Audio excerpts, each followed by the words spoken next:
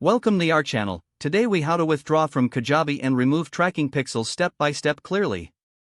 To withdraw from Kajabi, begin by logging into your Kajabi account. Navigate to the dashboard where you'll find various options. Click on the account settings option located in the lower left corner of the dashboard. Once in the account settings, look for the billing tab. Select the billing tab to view your subscription details. You will find the option to cancel your subscription at the bottom of the page. Click on the Cancel Subscription button.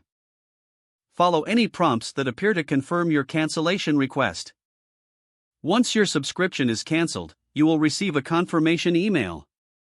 Next, to remove tracking pixels, go back to the dashboard. Click on the Website option from the left-hand menu. Under the Website section, select Tracking Codes. Locate the tracking pixels you wish to remove. Simply click the Delete or Remove button next to each pixel. Confirm the removal when prompted.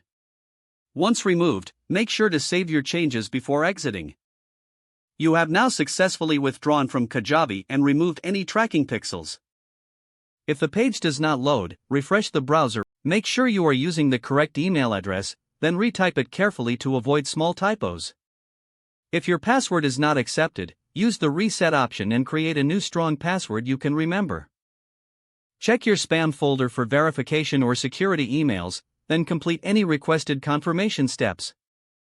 Enable two-factor authentication if available to improve account security and reduce unauthorized access risk.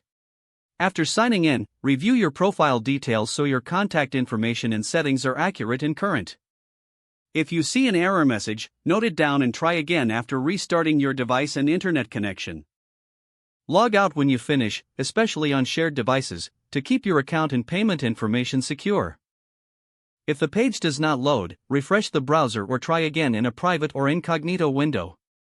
Make sure you are using the correct email address, then retype it carefully to avoid small typos. If your password is not accepted, use the reset option and create a new. Don't forget to like this video and subscribe to our channel for more step-by-step tech guides.